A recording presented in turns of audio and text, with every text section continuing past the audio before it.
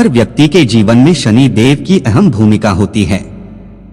अगर कुंडली में शनि सबसे अच्छी स्थिति में हो तो यह व्यक्ति को बहुत कम समय में बड़ी सफलता देता है। इसलिए हर संभव प्रयास करके शनि को आकर्षित करना चाहिए। एक बार नवग्रहों में बहस हो गई कि नवग्रहों में सबसे उत्तम कौन है। इस बात के निष्कर्ष पर राज के लिए सभी देवता देव इंद्र के पास पहुँचे। उन्होंने कहा, हे देवराज, अब आप तय करें कि हम सब में से बड़ा कौन है। देवताओं राजे द्वारा पूछे गए प्रश्न से देव इंद्र उलझन में पड़ गए। इंद्र देव ने कहा कि मैं इस प्रश्न का उत्तर नहीं दे सकता, मैं असहाय हूँ। इस प्रश्न का उत्तर पाने के लिए वो संपूर्ण पृथ्वी लोक में उज्जैनी नगरी के राजा विक्रमादित्य के पास गए थे। राजा विक्रमादित्य के महल में सभी देवताओं के प्रश्न पूछे गए। इस पर राजा विक्रमादित्य भी असमंजस में पड़े गए। वो सोच रहे थे कि सभी के पास अपनी अपनी शक्तियां हैं जो वो महान हैं।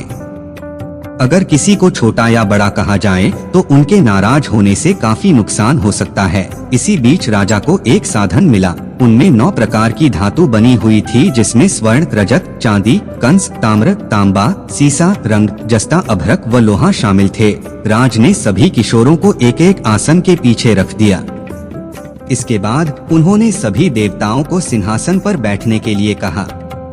सभी के सामान के सभी आसनों को एक दूसरे के पीछे रखवाकर उन्होंने देवताओं को अपने अपने सिंहासन पर बैठने के अनुसार कहा। जब सभी देवताओं ने अपना अपना आसन ग्रहण कर लिया तब राजा विक्रमादित्य ने कहा, इस बात का निर्णय हो गया है, जो सबसे पहले सिंहासन पर बैठा है वही बड़ा है। यह देखकर शनि देवता अत्यंत क्रोधित होकर बोले, राजा विक्रमादित्य, यह मेरा अपमान है। मुझे सबसे पीछे छोड़ दिया है। मैं आदिवासियों का विनाश कर रहा हूँ। तुम मेरी शक्तियों को नहीं जानते हो। शनि ने कहा, राशि पर सूर्य 1 माह, चंद्रमा पर 2 दिन, मंगल पर 1 माह, बुध और शुक्र पर 1 माह, बृहस्पति पर 1 माह रहता है।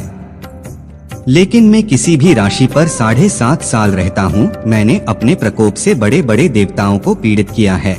मेरे ही प्रकोप के कारण श्री राम को वन में रहने वालों की शरण मिल गई थी, क्योंकि 7.5 थी। रावण की मृत्यु भी यही कारण हुई। अब तू भी मेरे प्रकोप से नहीं बचेगा। वहाँ से विदाली पर शनिदेव बेहद क्रोधित हो गए। वहीं विश्राम के देवता खुशी खुशी वहाँ से चले गए। इसके बाद सब कुछ सामान्य यात्रा हो रही है। राजा विक्रमादित्य पहले की तरह ही न्याय करते रहे, दिन ऐसे ही बताते रहे, लेकिन शनिदेव अपना अपमान नहीं भूले। एक दिन राजा की परीक्षा लेने के लिए राज्य क्षेत्र में शनिदेव के घोड़ों का व्यापार होता है। जब राजा विक्रमादित्य को इस बात का पता चला तो उन्होंने अपने अश्वपाल को कुछ घोड़े गायब करने के लिए भेज दिया। अश्वपाल वापस आए और राजा को बताया गया कि घोड़े बेहद कीमती हैं। राजा ने अपने लिए एक सुंदर और शक्तिशाली घोड़ा पसंद किया और उसकी चाल देखने के लिए घोड़े पर सवार हो गया। जैसे ही राजा विक्रमादित्य घोड़े पर बैठे वैसे ही घोड़े की बिजली से चलने वाली मछली घोड़ा राजा एक जंगल में ले जाया गया और वहाँ पर जंगली राजा को नीचे गिरा दिया गया और फिर कहीं खो दिया गया। राज्य का रास्ता भटकने के लिए राजा जंगल में भटकने लगा, लेकिन उसे कोई रास्ता नहीं मिला। कुछ समय बाद उसका एक चरवाहा मिला। भूख प्यास से परेशान वह राजा ने चरवाहे से पानी मांगा। चरवाहे ने उसे पानी दिया और राजा ने उसे अपनी एक अंगूठी दे दी। बाहर निकलने पर राजा जंगल से निकल गया और पास ही मौजूद एक नगर में पहुंच गया। एक सेठ की दुकान पर राजा ने कुछ आराम के लिए रुका। वहां सेठ से बातचीत करते हुए उसने बताया कि वो उज्जैनी नगरी से आया है। राजा कुछ देर तक उस दुकान पर रुका। इतनी देर में वहां पर सेठ जी की काफी बिक्री हो गई। सेठ ने राजा को बहुत भाग्यवान समझा। सेठ ने राजा को अपने घर बुलाया। सेठ के घर में एक खूंटी पर सोने का हार लटका था। उसी कमरे में वो राजा को बाहर दिखाया गया। कुछ समय बाद खूंटी उस सोने का हार गायब हो गई। सेठ ने विक्रमादित्य से वापस ज्ञान पूछा कि उसका ठिकाना कहाँ है। तब राजा ने उसे खो जाने की बात बताई। सेठ ने क्रोधित वास्तु विक्रमादित्य के हाथ पैर कटवाने के आदेश दिए। राजा विक्रमादित्य के हाथ पांव विद्रूप को नगर की सड़क पर छोड़ दिया गया। फिर कुछ समय बाद विक्रमादित्य का एक तेली अपने साथ ले गया। तेली ने उसे अपने कोल्हू पर रख दिया। वह दिन भर बॉल्स को आवाज देना हाकता था। विक्रमादित्य का जीवन इसी तरह यापन होता रहता है। उस पर शनि की 7.5 समाप्त हो गई, जिस पर वर्षा का मौसम शुरू हो गया। एक दिन मेघ राजा मल्हार गा रहे थे। उसी समय उस नगर के राजा की पुत्री राजकुमारी मोहिनी ने अपनी आवाज दी। उसे आवाज बेहद पसंद आई। मोहिनी ने अपनी दासी को गाने वाले को पसंद को कहा। जब दासी लौटी तो उसने अपंग राजा के बारे में सबको बताया, लेकिन राजकुमारी अपनी मेघ मल्हार पर मोहित हो गई थी। अपंग होने के बाद भी वह राजा से विवाह करने के लिए तैयार हो गया। जब मोहिनी के माता पिता को इसका पता चला तो वह हैरान रह गए। रानी ने अपनी बेटी को समझाते हुए कहा कि तेरी किस्मत में किसी राजा की रानी का सुख है, तू इस अपंग से विवाह क्यों करना चाहता है।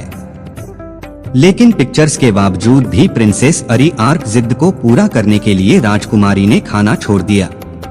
अपनी बेटी की खुशी के लिए राजा रानी अपंग विक्रमादित्य से मोहिनी का विवाह कराने की तैयारी हो गई। दोनों की शादी हो गई और वो तेली के घर रहने लगे।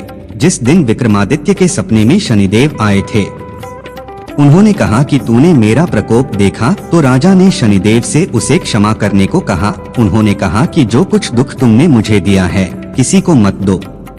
इस पर शनिदेव ने कहा, राजा, मैं प्रार्थना स्वीकार करता हूँ। जो कोई मुझे पूजेगा, व्रत रखेगा और मेरी कथा सुनेगा, उस पर मेरी कृपा दृष्टि बनी रहेगी।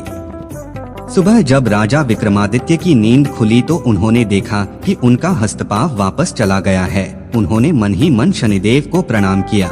राजकुमारी भी विक्रमादित्य के हाथ पैर देखकर हैरान रह गई। तब राजा ने शनिदेव के प्रकोप की कथा कही। जब सेठ को यह बात पता चली तो वो तेली के घर पहुंच गया। वह राजा विक्रमादित्य से उनके द्वीप समूह में चले गए। राजा ने सेठ को माफ कर दिया। सेठ ने राजा से अपने घर के व्यापारी को भोजन कराने के लिए कहा। भोजन करते समय अचानक से ही खूंटी ने उगल दिया। सेठ जी ने अपनी बेटी का विवाह भी राजा के साथ कर दिया। उन्होंने उसे स्वर्ण आभूषण, धन आदि देकर राजा के साथ विदा कर दिया। राजा विक्रमादित्य की दोनों प्रेमिकाएं यानी राजकुमारी मोहिनी और सेठ की बेटी के साथ उनका राज्य उज्जैनी क्षेत्र, सभी ने उनका स्वागत किया। इसके बाद राजा विक्रमादित्य ने पूरे राज्य में घोषणा करते हुए कहा कि आज से शनिदेव सभी देवों में सर्वश्रेष्ठ बनेंगे। साथ ही देखें शनिदेव का व्रत और व्रत कथा जरूर देखें। यह देखकर शनिदेव बहुत प्रसन्न हुए। व्रत करने और व्रत कथा सुनने से शनिदेव की कृपा बनी रही और लोग आनंद में डूबे रहे।